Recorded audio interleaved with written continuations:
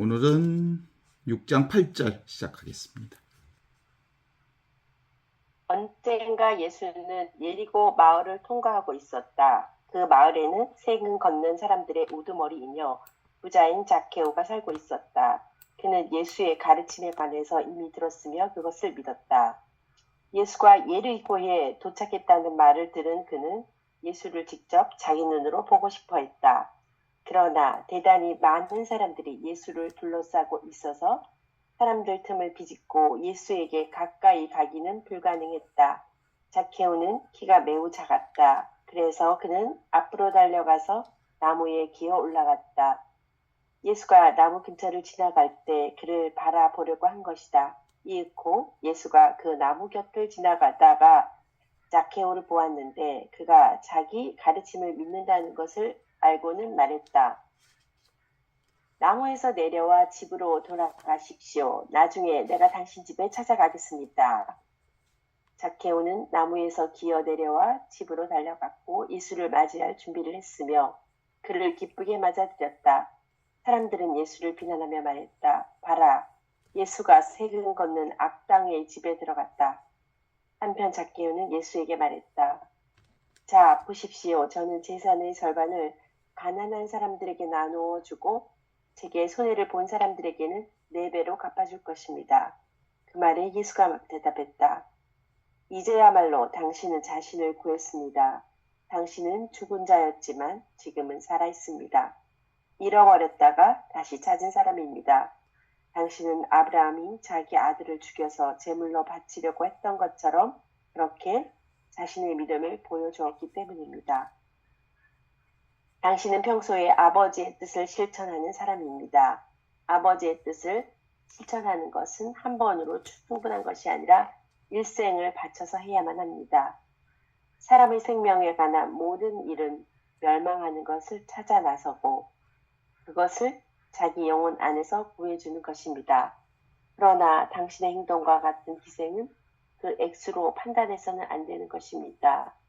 다른 사람들의 선행에 대해서는 어떤 방식으로든 판단할 수가 없다. 누가 더 많은 선행을 하고 누가 덜 했는지 말할 수가 없는 것이다. 유용성을 기준으로 선행을 판단할 수도 없는 것이다. 네, 아주 잘 읽어주셨습니다. 우리가 너무나도 잘 아는 말씀이죠. 예리고 마을을 통과하는 과정에서 세리 자케오를 만났을 때 대화를 통해서 우리에게 지금 여기 변치 않는 불변의 진리를 우리에게 가르쳐 주시는 말씀인데 우리가 기도할 때마다 성호경을 긋는 게 지금 이 진리를 공동으로 고백하는 거잖아요. 보이지 않는 하느님이 보이는 세상에 온전히 하나라고 하는 것을 성령을 통해서 안다. 아버지와 아들이 성령을 통해서 하나다라는 것을 성호경을 통해서 얘기하는 거잖아요. 아들의 세상, 이게 바로 눈에 보이는 세상인데 눈에 보이는 세상은 눈에 보이지 않는 하느님을 통해서 온전히 하느님과 하나라고 하는 것, 한 생명이라고 하는 것, 진짜 하나라고 하는 것을 우리가 성호경을 통해서 얘기하는데 그게 핵심은 뭐냐면 성령을 통해서만 아버지와 아들이 하나임을 안다, 깨닫는다. 아버지와 아들이 지금 여기서 이루어지는 현상들이죠. 지금 여기 눈앞에서 이루어지는 현상들. 이 현상 자체가 본질이다. 드러나는 모든 것 자체가 하느님의 영원한 생명으로부터 온전히 한 생명을 드러내고 있는 거다. 그래서 이게 이제 나는 아버지와 하느님 아버지와 온전히 하나이지만 아버지가 나는 아니다. 내가 아버지는 아니다. 이런 거. 내가 하느님 아버지와 온전히 하나이지만 내가 아버지는 아니다. 이런 얘기는 근본적으로 한 생명 진리의 관점에서는 모두가 아버지와 내가 온전히 한 생명이지만 아버지는 아버지고 나는 나다. 이런 거예요. 이게 평등과 차별이 성령을 통해서만 하나라고 하는 것을 깨달아 아는 것. 이게 끊임없이 우리가 고백하는 삼위일체 신비를 드러내는 거거든요. 그렇죠? 그래서 그것이 성부와 성자와 성령께서 처음과 같이 이제와 항상 영원히 그렇다라고 하는 고백이 우리 그리스도인들이 끊임없이 하는 고백이죠. 오늘은 에리코 마을을 통과하는데 세금 걷는 사람들의 우두머리였던 자케오. 그래서 세리라고 그러잖아요. 너무나도 성경을 읽었던 사람들은 자케오 그러면 세리의 대명사처럼 알고 있어요. 이 세리는 이스라엘 백성들 안에서 로마의 지배를 받았던 이스라엘 백성들의 입장에서는 로마를 대신해서 세금을 걷는 역할을 하는 사람들이니까 마름 역할을 하는 사람들이어서 자기네들 관점에서 보면 왼수 같은 놈이지. 우리의 재산에 대해서 우리의 세금을 한 푼이라도 더 걷어서 로마 제국에게 흡수시켜주는 사람이니까. 예수가 에리코에 도착했을 때 그는 자케오는 예수를 직접 자기 눈으로 보고 싶었다. 그러나 대단히 많은 사람들이 예수에 둘러싸여 있어서 그는 사람들 틈을 삐짓고 예수에게 가까이 가기가 불가능했다. 자케오는 키가 매우 작았다. 그래서 그는 앞으로 달려가 나무에 기어 올라갔다. 예수가 나무 근처에 갔을 때 그를 바라보려고 한 것이다. 요 부분이 뭐예요? 예수에게 영원한 생명이 있다는 얘기를 들었고 그것을 영원한 생명 그리고 참 생명 하느님의 본성을 지닌 하느님과 온전히 하나를 깨달은 예수가 이 세상에 왔다는 걸 마을에 왔다는 걸 소식을 듣고 정말 구원에 관심이 있었던 영원한 생명에 관심이 있었던 하느님의 본성에 관심이 있었던 자케오의 행동이 이제 이런 방식으로 표현되는 거죠. 이걸 한마디로 표현하면 뭐겠어요? 발심, 진리에 대한 불타는 열망, 암사슴이 시냇물을 그리워하듯 내 주 하느님을 정말 참으로 그리워하는 마음, 어떤 외적 조건이든 그를 한번 만나보고 싶어하는 마음, 이게 바로 발심이라고 하는 거예요. 내가 나를 만나고 싶어하는, 내가 나의 본성을 만나고 싶어하는, 내가 온전한 나의 진리의 생명을 체험하고 싶고 경험하고 싶고 만나보고 싶고 직접 만지고 싶어하는 이 마음이 기본적으로 발심이라고 하는 거예요. 진리에 대한 열정, 이걸 가지고 있다는 걸 표현하고 있죠. 이웃고 예수가 그 나무 곁에 지나다가 자케오를 보았는데 그는 자기 가르침을 믿는다는 것을 알았다. 여기서 이게 예수의 복음을 이 에리코가 믿고 있구나. 그리고 나를 통해서 확인하고 싶어 하는구나. 라는 것을 아셨던 거죠. 그러니까 이게 바로 예수를 만나겠다고 하는 이 열정이 바로 다른 열정이 아니고 뭐예요? 나를 만나고 싶어 하는, 자기 본질을 만나고 싶어 하는, 자기 자신과의 해우를 만나려고 하는 열정인 거죠. 그래요. 그게 내가 바로 예수이지만 예수가 바로 나는 아니다. 예수가 바로 나와 한 생명이라고 하는 것을 깨달아 알므로써 내가 예수의 본질인 하느님의 생명을 확인해 보고 싶어하는, 이게 이제 근본적으로 우리의 발심 중에 최고의 발심인 거예요. 내가 하느님의 본성을 가지고 있다. 그런데 내가 예수는 아니다. 예수 따로 나 따로이지만 예수와 나는 온전히 하느님의 한 생명을 가지고 있다는 걸 전제하는 거죠. 근데 여기서 톨스토이 복음서에서 톨스토이는 예수님의 말씀을 우리는 보통 이제 복음서에서는 다른 얘기로 그냥 평어로 쓰잖아요. 명령어로 어른이 아이를 대하듯이 나무에서 내려오너라 이렇게 쓰죠. 그런데 여기는 경어를 써요. 나무에서 내려와 돌아가십시오. 집으로 돌아가십시오. 나중에 내가 당신의 집에 찾아가겠습니다. 아주 정중한 경어를 쓰는 게 좀 이렇게 특징적이죠. 자케오는 나무에서 기어 내려와 집으로 달려갔고 예수를 맞이할 준비를 했으며 그를 기쁘게 맞아들였다. 사람들은 예수를 비난했다. 이게 지금 구원자 예수 복음을 철저하게 믿고 정말 확인해 보고 싶었던 열정을 가지고 있는, 진리에 대한 열정을 가지고 있는 자케오와 그 속마음을 정확하게 꿰뚫어 알고 있는 예수와의 조우 관계를 얘기합니다. 내가 집에 가겠다. 여기서 말하는 집이 뭐예요? 그 자케오의 집이라고 하는 게 따로 있는 집이 아닌 거죠. 자케오의 집이 누구의 집이에요? 내 집이고, 내 집이 바로 자케오의 집이죠. 예수의 집이 바로 자케오의 집이고, 자케오의 집이 예수로 표현되는 거예요. 이게 근본적으로 이 깨달음을 전제로 해서 읽으면 그렇게 보이는데, 그냥 이온성을 근거로 해서 주객객관의 언어 구조를 통해서 읽으면 이렇게 읽을 수가 없잖아요. 그래서 당신의 집에 내가 찾아가겠어. 그 당신의 집이 바로 내 집이고, 지금 이 집이 있죠. 지금 이 집이 뭐예요? 여기 있고 지금 있고 이렇게 살아있는 집. 궁극적 진리를 함께 경험하겠다고 하는 것을 드러내고 있습니다. 그래서 나무에서 내려와 집으로 달려갔고 예수를 맞이할 준비를 했으며 그를 기쁘게 맞아들였다. 그런데 이제 사람들에 대한 반응에 대해서 얘기합니다. 봐라, 예수는 세금 걷는 저 악당의 집에 들어갔다. 이렇게 얘기해요. 악당의 집에 들어갔다. 한편 자케오는 예수에게 말했다. 자, 보십시오. 저의 재산의 절반을 가난한 사람들에게 나누어 주고 제게 손해를 본 사람들에게 4배로 갚아 줄 것입니다.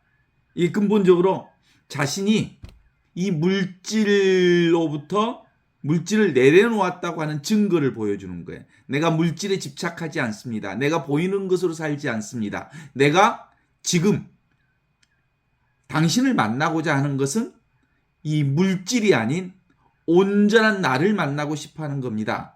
따로 뭘 붙들고 싶어 하는 게 아닙니다. 나는 나를 만나고 싶습니다. 나는 진리를 만나고 싶습니다. 나는 나로서 살고 싶습니다. 나는 나의 구원을 만나고 경험하고 싶습니다.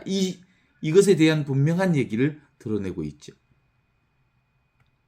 그런데 이제 반대로 군중들은 세리와 예수의 관계를 어떻게 보냐면 먼저 규정하는 거죠. 세리는 악당이다. 사람을 규정하는 거야. 사람은 사실상 규정될 수 있는 존재가 아니죠. 무유정법. 참 사람은 어떤 사람이에요? 위치 없는 참 사람. 이게 진인, 진아, 참된 나, 진짜 나는 위치가 없는 무변 허공으로서 지금 여기 이렇게 성성하게 살아있는 나를 진짜 나라고 하는 거죠. 그럼에도 불구하고 그 진리를 깨닫지 못한 사람들은 그냥 눈에 보이는 것만 보이는 사람들이니까 세리를 뭐라고 규정하냐면 세리 그는 세금 걷는 악당이다. 이렇게 규정해버리는 거예요. 존재를 보기보다 그의 외적 조건을 통해서 그를 규정하지요. 그때 예수가 이렇게 말합니다. 이제야말로 당신은 자신을 온전히 구원했습니다. 그게 뭐예요? 하느님과 재물을 동시에 섬길 수 없습니다. 보여준 거죠? 나는 어떤 것도 눈에 보이는 것으로 살지 않겠습니다. 라는 것이 자케오의 신앙 고백이죠. 나는 눈에 보이는 것을 붙들지 않습니다. 나는 눈에 보이는 있지만 없는 것. 눈에 보이는 것들은 모두 다 있지만 없는 것에 대한 자기 고백이 필요한 거예요.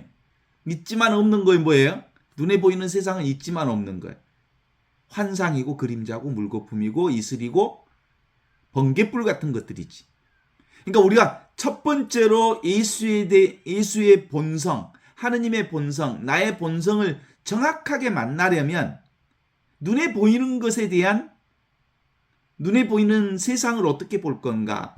이것에 대한 자기 고백이 반드시 필요한 거죠. 눈에 보이는 걸 있어. 그런데 없어. 있는데 없는 세상. 이게 물거품이요 그림자 같은 세상이라는 것을 꿈과 같은 세상이라는 것을 고백하는 거예요. 그래서 나는 세상에서 어떤 것도 잡을 수 있는 것이 없습니다. 잡을 수 있는 것이 없다는 걸 고백합니다. 이 고백을 통해서 이제 예수님이 그에 대한 응답을 주는 겁니다. 이제야말로 당신은 자신을 구원했습니다. 이게 구원이에요, 구원. 묶이지 않는 것, 그게 구원이에요. 주님의 성령이 나에게 내리셨다. 주님의 성령을 통해서 첫 번째로 우리에게 주어지는 가장 중요한 포인트는 뭐예요? 가난한 사람이 되는 거예요. 가난한 사람이 되어야 기쁜 소식을 맞이할 준비가 되는 거예요. 이 가난한 사람이 그 무엇도 붙잡지 않는 것, 있는 듯 없는 것에 끌려다니지 않을 때 구원의 기쁜 소식인 복음을 살 수 있는 전제 조건을 우리가 확보한, 이걸 깨달음이라고 그런 거거든요. 가난한 사람들에게 기쁜 소식을 전하였다. 그러므로 인하여 이제 눈이 확 떠지는 거죠. 보지 못하는 사람들을 보게 하고, 그 다음에 드디어 묶여있는 사람들로부터 온전한 자유를 주고, 감옥에 갇힌 사람들에게 해방을 주고, 억압받는 사람들로부터 억압으로서 풀려나오는 하느님의 은총의 해를 선포해 주신 예수 그리스도의 복음은 첫 번째 조건이 묶이지 않는 거예요. 묶이지 않으면 눈이 떠지고, 눈이 떠지면 비로소 보이고, 보이면 뭐가 보이는 거예요? 본성이 보이는 거죠. 하느님의 본성, 나의 본성, 하느님과 똑같은 지금 여기를 사는 이 본성을 보는 거죠. 그래서 예수님은 이제야 당신은 자신을 구원했습니다. 당신은 죽은 자였지만 물질 안에 매여서 물질 속에서 살아서 영원한 생명을 살지 못하는 죽은 자였지만 지금은 이제 살아 있습니다. 잃어버렸다가 다시 찾은 것입니다. 잃었던 아들에 대한 얘기하고 거의 유사한 방식의 표현이 여기 써지죠.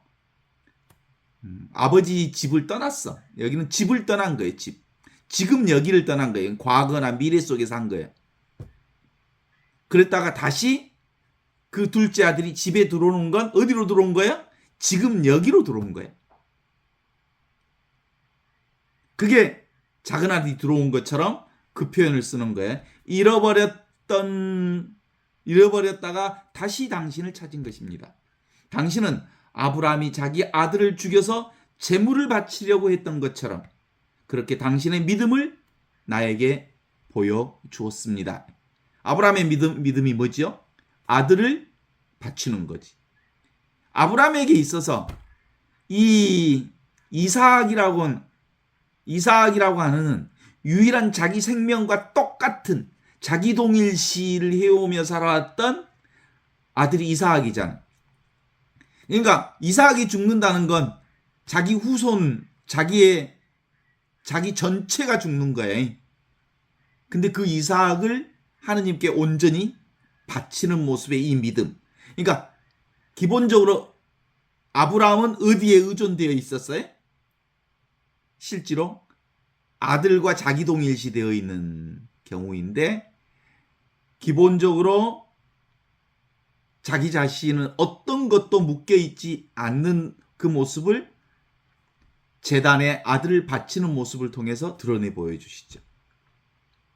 그래서 칼을 짠하고 빼서 치려고 할 때 잠깐 내가 재물은 따로 마련해 놓았다 라고 함으로써 아들과의 관계를 온전하게 회복시켜 줌으로써 아들도 살고 자신도 살고 모두도 사는 이 구원의 역사를 보여주는 믿음이 바로 아브라함의 믿음인 거죠. 이 믿음이 지금 자케오의 믿음으로 드러나는 거예요.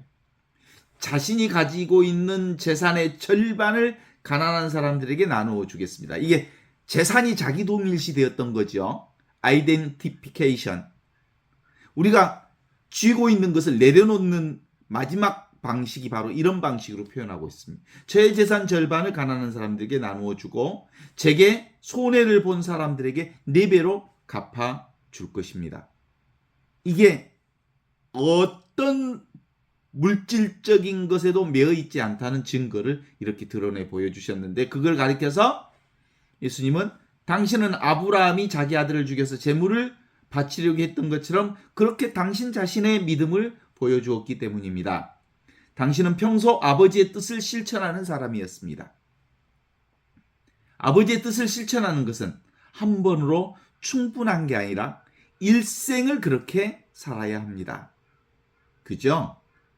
이게 그냥 어떤 하나의 사건으로 드러나는 사건이에요. 평생 우리 이 공부하면서 살아야 된 지혜를 사는 거예요. 나의 본성을 나답게 나로서 이제 내 살림살이 살아야 될 거 아니요? 아직도 고무다리를 긋거나 남의 껌 씹고 돌아다니거나 그럴 게 아니라 내 살림을 내가 살아야 될 거 아니요? 그죠? 내 살림은 이미 있는 살림, 늘 있는 살림, 항상 있는 살림, 지금 여기 이렇게 성성하게 살아있는 이 살림, 이 영원한 생명의 살림을 지금 여기서 사는 게 내가 나로서 나답게 나의 살림을 사는 거예요. 어찌요?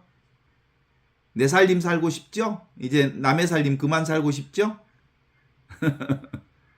그래, 맞아요. 이게 핵심이에요. 내가 나로서 살 때 내가 나답게 되는 거죠. 내가 나로서 나의 꽃을 피우는 것. 그게 하느님께서 우리에게 가장 지극히 원하는 말씀 아닌가요? 하느님께서 우리를 보시고 뭐라고 하겠어? 너는 참 예수 닮았다. 그런 얘기 안 해요.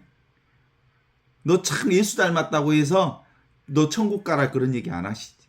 뭐라고 할까? 진짜 야, 너는 참 너답게 살았구나. 너는 너의 그 원래에 가지고 있는 너의 품성을 온전히 표현하면서 살았구나. 이게 하느님 나라를 산 구원의 역사를 인증해주는 말씀 아닌가요?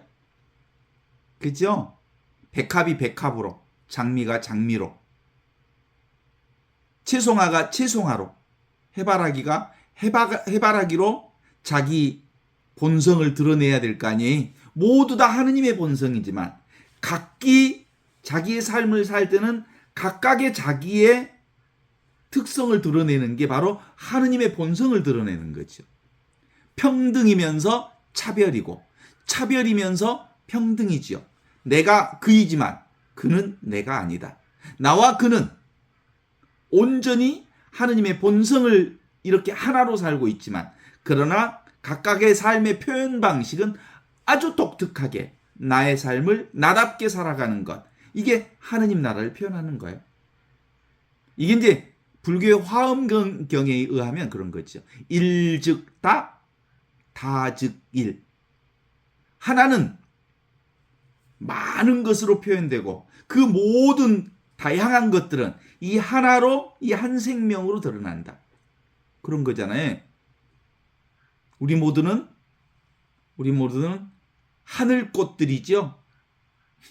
하늘꽃들이죠. 하늘 정원에 심겨진 하늘꽃들이죠.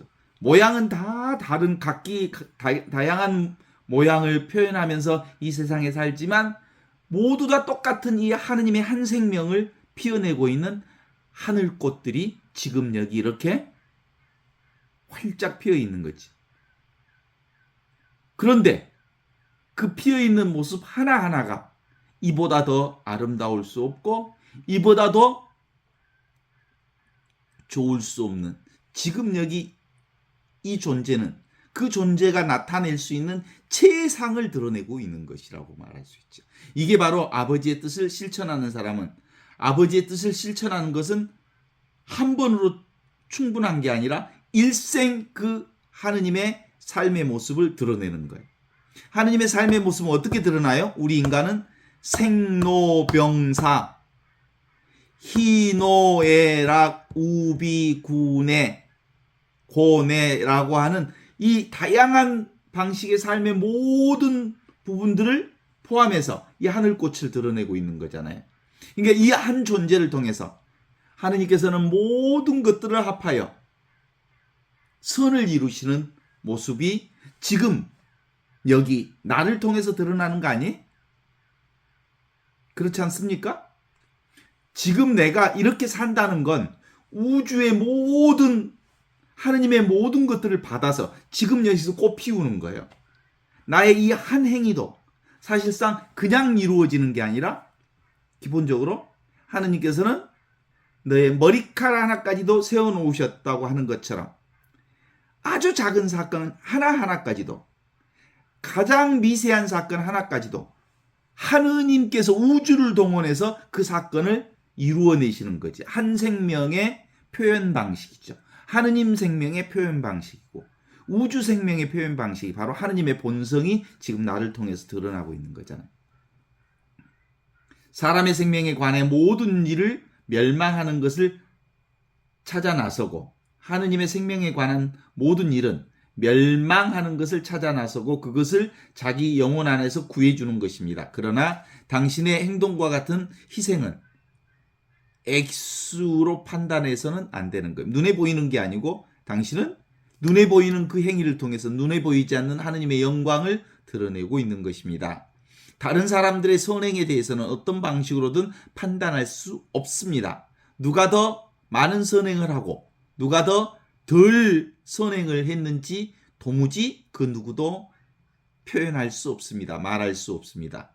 유용성을 기준으로 선행을 판단할 수도 없습니다. 뭐예요? 아무것도 알 수 없습니다. 아무것도 규정할 수 없습니다. 아무것도 언어로 표현할 수 없지만, 그러나 우주 전체가 이렇게 모으고 모아져서 모든 것을 합하여 이렇게 선을 이루시는 하느님의 한 생명의 하늘꽃이 이렇게 피어나는 것입니다. 라고 말하는 거 아니겠어요? 그래. 그러니까 지금 여기 이 자리가 바로 무슨 자리? 하늘꽃이 활짝 피어나는 자리. 그걸 예수님이 자케오라고 하는 예수를 통해 예수를 만나서 그 꽃이 피어나는 것을 우리가 경험한 거예요. 그런데 거기에 출발점은 뭐예요? 발심이에요, 발심. 누구의 발심?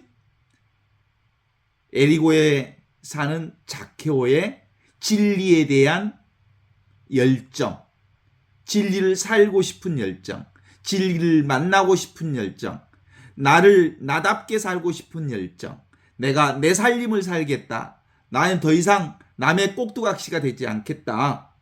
누구 흉내 내면서 살지 않겠다. 이런 결심이 우리 안에 있어야 되는 거예요.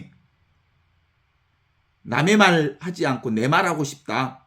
내 삶을 살고 싶다. 그렇지 않습니까? 그런데 대다수의 많은 사람들은 남의 말 하니라고 정신이 없어요. 그래서 경쟁하고 더 예뻐지고 더 인정받고 더 멋지고 더 좋은 어떤 기준에 맞춰서 자기를 살기 위해서 애를 쓰잖아요. 그게 다 뭐예요? 자기를 사는 일이 아니잖아요. 지금을 사는 일이 아니고 나를 사는 일이 아니잖아. 지금 여기 나를 사는 진리의 방식은 더가 아니라 이미 완성된 하느님 나라를 지금 여기서 내가 꽃 피우는 거예요. 그래서 더 이상 내가 개인적으로 할 수 있는 일이 아무것도 없어.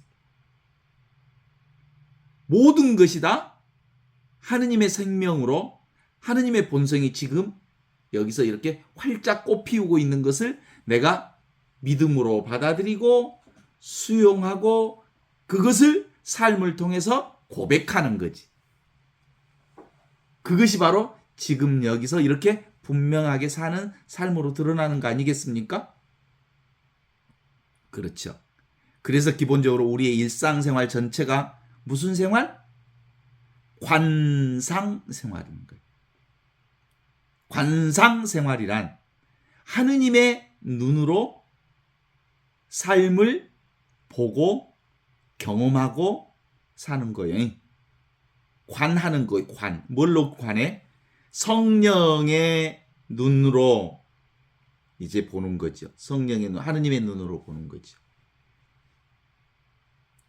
그래서 지금 여기 살아있는 나를 사는 사람, 이제 그 사람은 뭐라고 말할 수 있어요? 나는 곧 나다. 나 아닌 것은 도무지 아무것도 없다. 내가 바로 하느님의 본성이며 하느님과 똑같은 하느님의 생명을 산다. 그러나 내가 하느님은 아니다. 하느님이 나이지만 내가 하느님은 아닌 기다. 그런 거예요. 그 말은 뭐예요? 하느님 안에 한 생명이지만 하느님은 하느님이고 나는 나라는 거예요.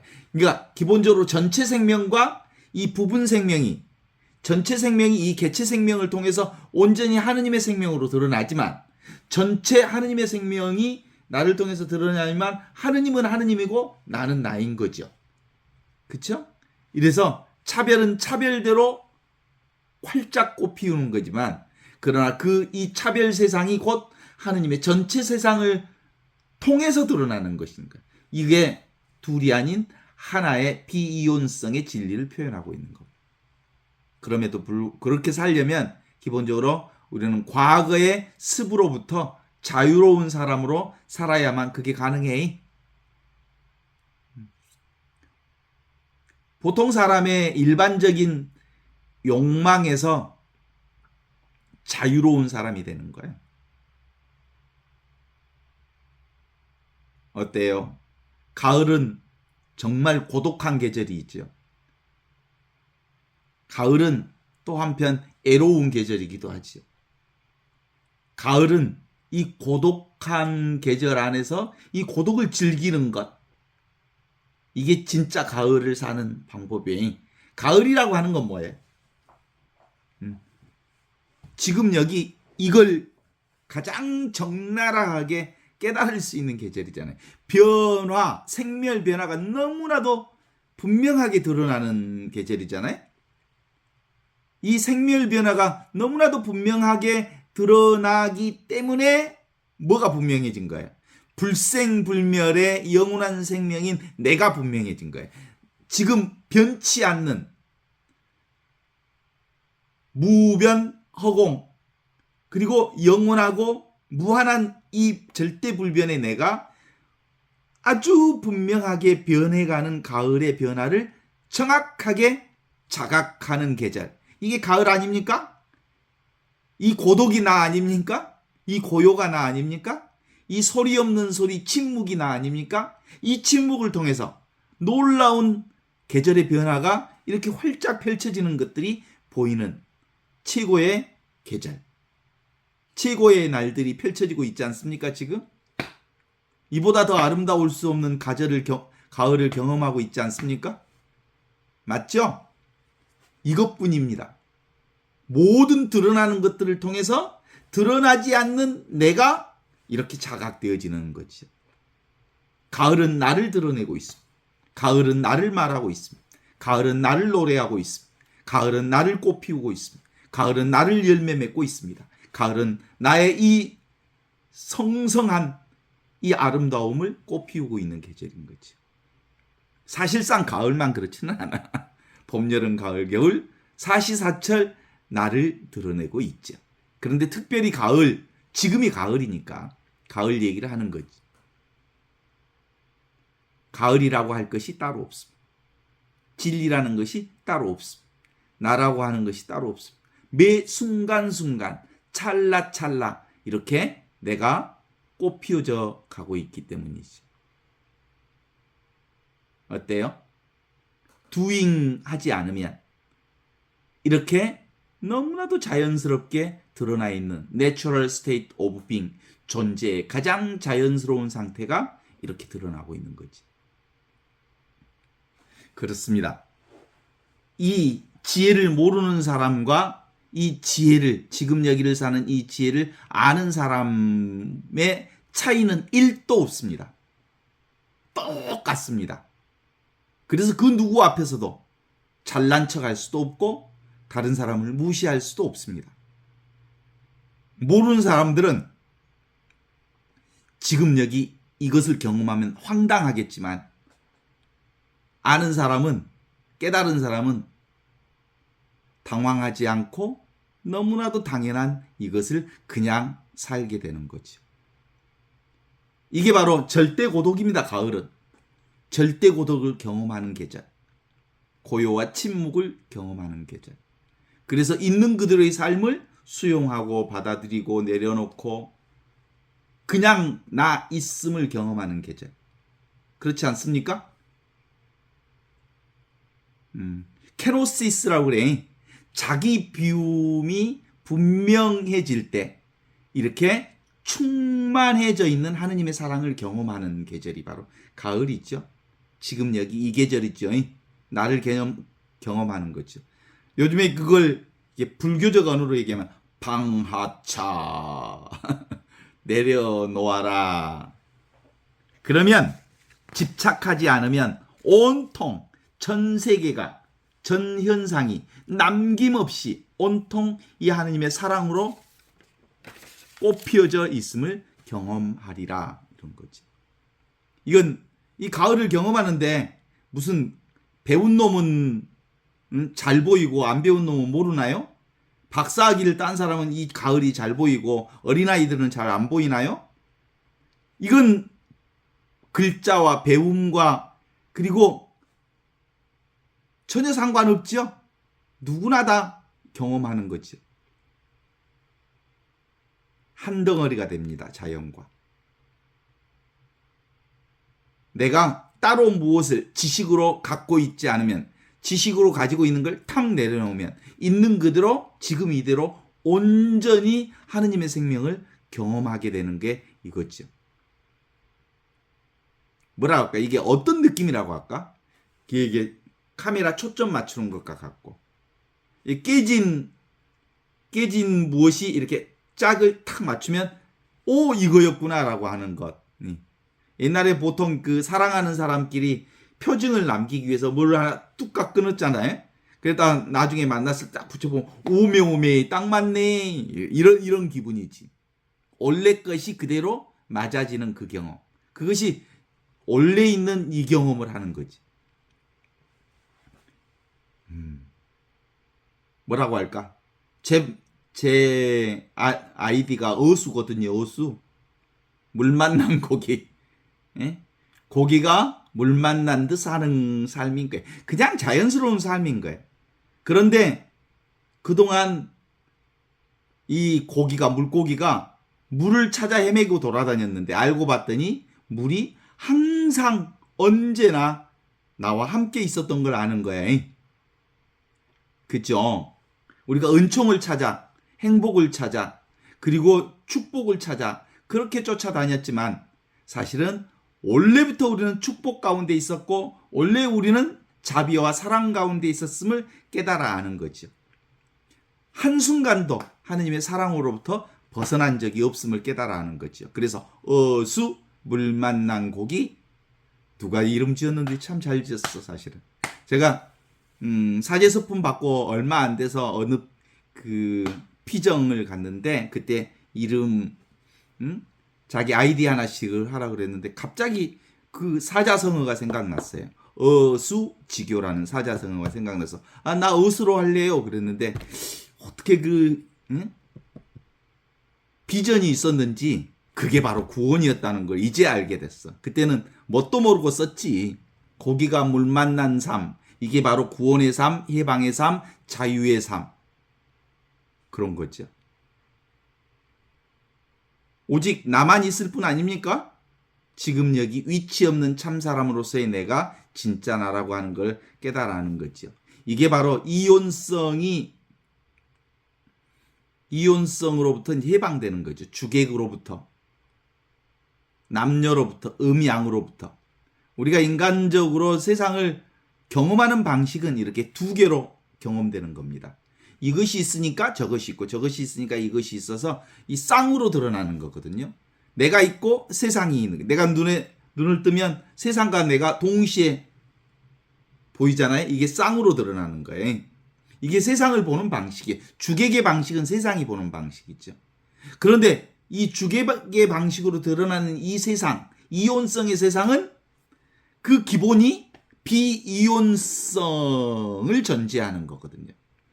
그러니까 비이혼성의 진리가 이혼성의 세상으로 우리가 경험되어지는 거란 말이죠. 경험되어지는 것은 이혼성으로 소통되고 분별되어지지만 분별 세상 전체가 본성의식으로서 이 하나의 의식으로 드러나는 것들이죠.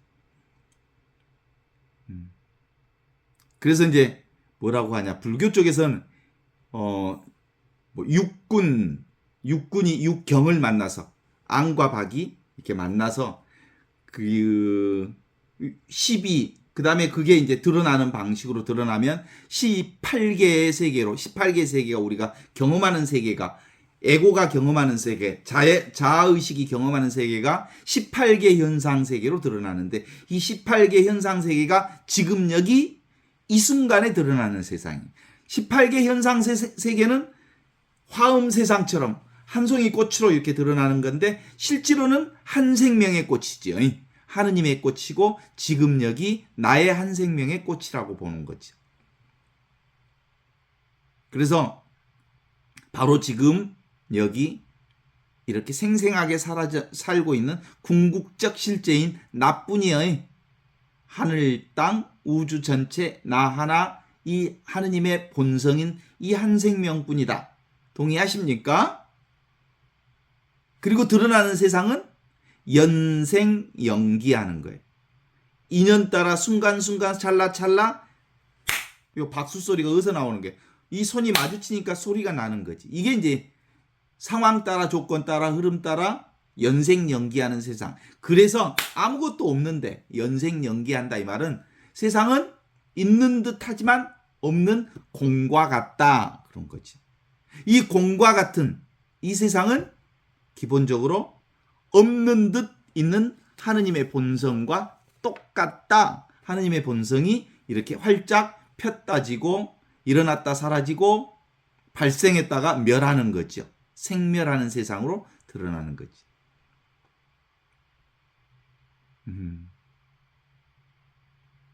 이 세상을 경험하는 유일한 방법은 개념에서 벗어나라. 개념은 규정하는 거고 잡는 거고 그것을 정리하는 건데, 이건 정리할 수 없어. 알 수 없어. 잡을 수 없어. 경험할 수 없는 이 성성적적하게 살아있는 하느님의 생명을 인간의 생각으로, 언어로, 개념으로 규정하지만 않는다면 우리는 있는 그대로, 지금 이대로 하느님 나라의 온전한 생명을 사는 것이다, 이런 거지. 이영희 선생이 사회과학 새는 양날개로 난다 뭐 이런 얘기 하셨다는데, 원래 그 얘기를 크리슈나무리티가 했던 말이라고 그래. 양날개로 나는 거죠. 한 마리 새가 한 생명이 양날개로 나는 거. 그게 바로 이거 또 한 생명이 여러 가지의 방식으로 자신의 한 생명을 드러내는 것과 같은 거죠. 한 마리의 새가 양 날개로 나는 것과 같은 이치들이지. 기본적으로 그래서 우리는 이 얘기 전반을 가장 중요한 포인트로 보려면 따로 무언가를 찾지 않는 것. 그것이 오늘 자케오의 얘기를 통해서 드디어 분명하게 드러나는 순서들을 얘기하고 있죠. 자케오는 예수를 만나보고 싶은 거예요. 예수를 만나보고 싶은 건 예수가 하느님의 본성을 지니고 있다고 하는 사실을 예수를 통해서 자기 본성을 확인해 보려고 하는 거죠. 하느님의 본성이, 예수가 하느님의 본성을 산 것처럼 나도 예수와 똑같은 하느님의 본성이 있는 진리를 살고 있다는 걸 깨달아 알아서 진짜 나를 만나고 싶어하는 진리에 대한 발심, 진리를 살고 싶은 이 열정, 그것이 첫 번째 우리의 죽는 날까지 놓치면 안 될 그거죠. 수본, 진심, 제1정진. 진심, 하느님의 마음, 영원한 생명, 이것이 끝까지 죽는 날까지 놓치지 말아야 할 이 영원한 생명이죠. 수본진심. 그래서 드디어 예수를 통해서 자케오가 예수를 만났습니다. 그리고 자신이 물질, 있는 듯 없는 환상세계, 물질세계가 꿈과 같다는 사실을 정확하게 고백했습니다. 그랬더니 예수를 통해서 너는 구원받았다. 이미 하느님 나라의 영원한 생명을 살고 있다고 확인해 주신 거죠. 그거요. 이제야말로 당신은 자신을 구원했습니다. 당신은 죽은 자였지만 지금은 살아 있습니다. 잃어버렸다가 다시 찾은 것입니다. 당신은 아브라함이 자기 아들을 죽여서 제물을 바치려고 했던 것처럼 그렇게 자신의 믿음을 보여주었기 때문입니다. 이게 믿음입니다. 그죠? 자기 동일시를 내려놓는 것. 우리는 끊임없이 세상을 살면서 자기 동일시 하는 것들이 너무 많잖아요.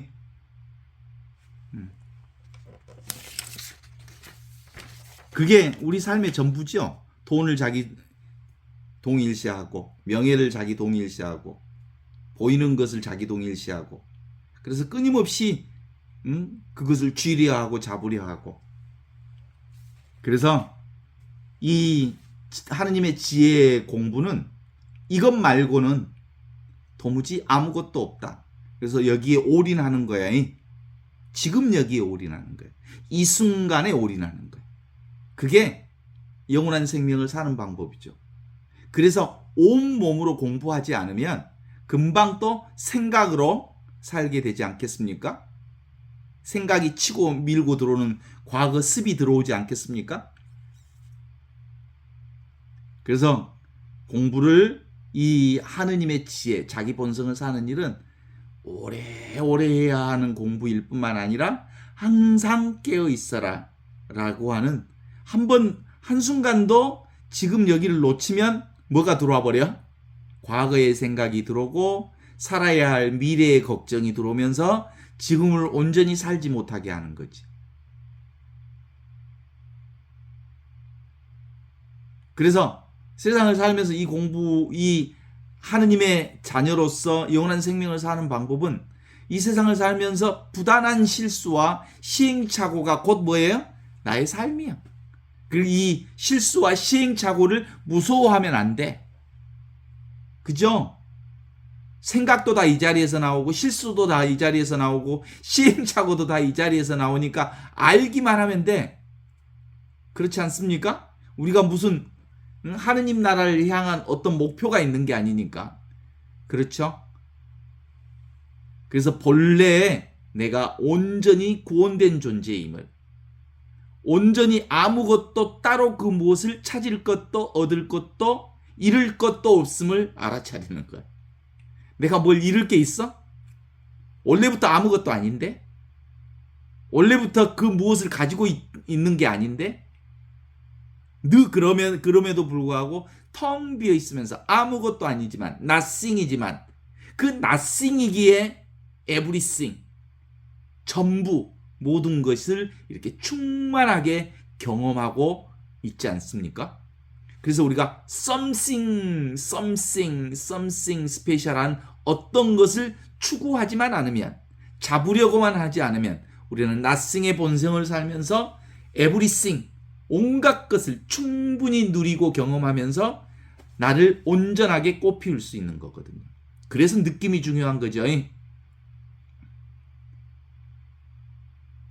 만일 이게 정확하게 되지 않으면 지금 여기 이 nothing, 텅 빈 충만을 살지 못하면 평생 살면서 투덜이 인생을 면치 못해. 투덜. 원래 그 자아의식은 특징이 투덜이거든요. 절대로 자아를 만족시켜낼 것은 이 세상에 아무것도, 완벽하게 자아를 만족시켜줄 건 이 세상에 아무것도 없으니까. 그래서 이 흔들리지 않는 지혜가 우리 안에 분명하려면 있는 듯 없는 이 세상이 꿈이요 환상이요 그림자요 물거품이요 이슬과 같음을 깨달아 하는 것을 전제로 해서 이 진리에 대한 열정이 우리에게 지금 여기 둘이 아닌 하나의 진리를, 영원한 삶을 살게 해주는 힘이라고 말할 수 있지. 지금 여기를 사는 힘, Power of Now, 지금의 힘. 그럼에도 불구하고 걱정할 게 1도 없어. 세상에 끄달리는 그대로, 흔들리는 그대로 지금 여기 우리는 그 진리를 살고 있다고 하는 것을 증명해 주는 거예요. 내가 흔들리기 때문에 나는 진리야. 내가 유혹받고 있기 때문에 나는 진리야. 내가 세상의 온갖 번뇌를 살고 있기 때문에 내가 지금 여기 살아있다는 것을 드러내고 있는 진리지. 아침에 눈을 떠서 저녁 눈을 감을 때까지 쭉 이 한 생명을 살고 있지 않습니까? 이 자나깨나 이것. 생각이 아닌 이 사랑이 나를 떠난 적이 없지 않습니까? 지금 여기 이 하느님의 사랑이. 그렇죠. 이 하느님의 사랑으로 우리의 실수를 다 안다니까. 자아의 실수를 다 알고. 그래서 아무런 걱정할 것이 없어. 그래서 이 눈에 보이는 행위에 초점을 맞추는 게 아니라, 눈에 보이는 것에 초점을 맞추는 게 아니라 눈에 보이지 않는, 그러면서도 성성적적하게 살아있는 이것에 초점을 맞추면 되는 거거든요. 그래서 생각이 아닌 사랑이 지금 여기 있습니다. 어떤 느낌? 스페셜한 그 무언가를 잡으려고만 하지 않으면 생각과 감정이 사라진 이 자리를 통해서 온갖 생각과 감정이 경험된다는 것을 알기 때문이죠. 그렇습니다. 몰랐을 때는 늘 걱정이 많지만 이게 분명해지면 걱정하는 자아가 보이는데도 걱정이 안 돼. 그럼요. 머리, 어깨, 무릎, 발, 무릎, 발. 한번 해볼까? 머리, 어깨, 무릎, 발, 무릎, 발. 이 모든 게 다 뭐예요? 다 지금 여기 이 생명의 하나의 현상이죠. 우리 머리, 어깨, 무릎, 발이 사실은 각자의 자기 역할을 다르게 하지만 한 몸이잖아. 그거와 똑같은 거. 이게 바로 그 그리스도의 신비체. 그래서 교회는 그리스도를 머리로 하여 모든 지체들이 한 몸을 이루고 있다 그러잖아요. 이게 그리스도의 신비체를 얘기하는 신앙이거든요. 다 달라, 역할은. 그런데 다 다른 역할을 하면서 이 한 생명을 드러내고 있는 거예요. 제가 제일 한 게 그런 거예요. 세상에 입하고 똥꼬하고는 너무 달라. 한 몸으로 붙어 있으면서도. 그런데 사실은 입이 잘난 척해. 나는 맛있는 것만 먹는다. 너는 냄새나는 걸 내보내지? 이러면 되겠어? 보통 사람들은 이 차별 조건을 대단히 중요하게 여기기 때문에, 차별만 보기 때문에 똥꼬하고 입은 같지 않다고 그래. 그러나 똑같아. 한 몸이죠. 그래서 우리는 똥꼬의 역할을 싫어하고 입의 역할을 하고 좋은 것만 보려고 하고 그런 삶을 살려고 했었잖아요. 잡지에도 보면 좋은 생각이라는 잡지 있어.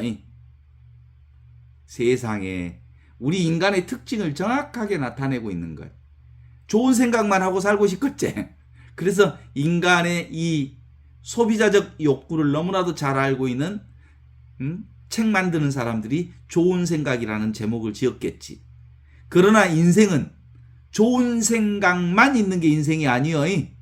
좋은 생각, 혐오스러운 생각, 또는 정말 말로 표현할 수 없는 온갖 생각을 합해서 우리의 인생이 드러나는 거야.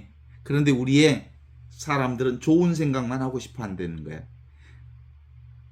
그렇지 않아요.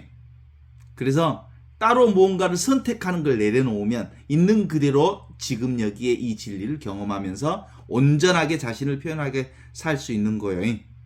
그래서 지도무난, 지극한 도는 무난, 어렵지 않나니, 선택하지만 않으면, 위험 간택하만 하지만 않으면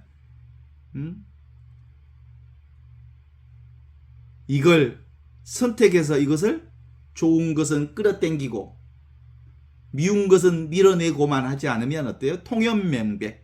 이 하느님의 진리는, 이 영원한 생명은 너무나도 명백하게 우리 삶 전반에 이렇게 꽃피우고 있다. 이런 얘기를 드러내는 거죠. 그러니까 일시적인 우리의 이미지만을 내려놓으면 전체 다 우리는 하느님의 이미지 안에서 하느님의 존재를 이렇게 멋지게 살아낼 수 있어요. 오늘 우리의 핵심은 뭐예요? 누구? 자케오와 같은 발심을 가져야 되는 거예요. 정말 내 인생 마지막까지 내가 나답게 살지 못한다면 나는 살았다 할 게 없다. 내가 이 세상을 살면서 왜 내 살림을 안 살고 남의 살림만 살고 살았을까?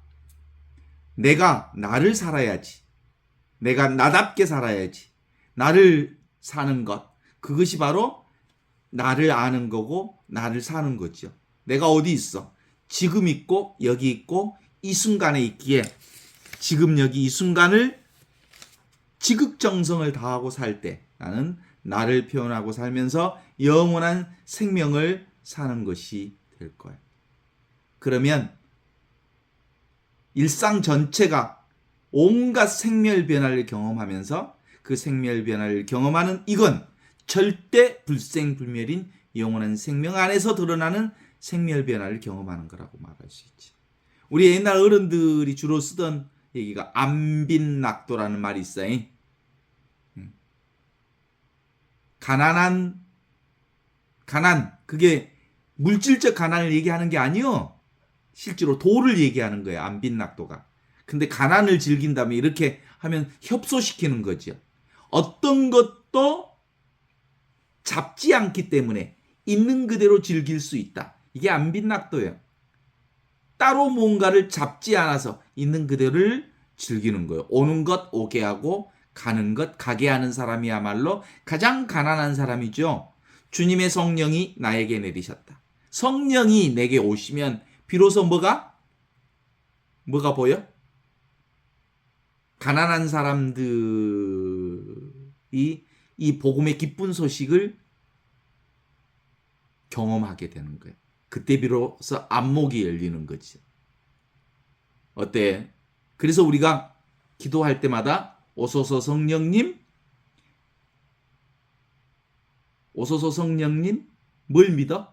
믿는 이들의 마음을 충만케 하시고 우리 안에 사랑의 불길을 놓아주십시오. 이렇게 기도하는 건데, 오소서 성령님, 주님께서 나의 꼭지를 돌려주셔야 가능한 거예요. 문득 이걸 알아차릴 수 있도록. 오소서 성령님, 그게 무슨 믿음이에요? 아브라함과 같은 믿음이죠, 사실은. 하나이며 거룩하고 보편된 진리를 믿게 해주십시오. 이 진리를 믿는 마음은 주님의 성령께서 내게 오셔야만 가능합니다. 제 안에 사랑의 불길을 내려주시어 내 안에 이 놀라운 하느님의 사랑을 경험하게 해주십시오. 살게 해주십시오. 그런 거죠. 오소서 성령님, 믿는 이들의 마음을 충만케 하시고 우리 마음속에 사랑의 불길이 타오르게 하소서.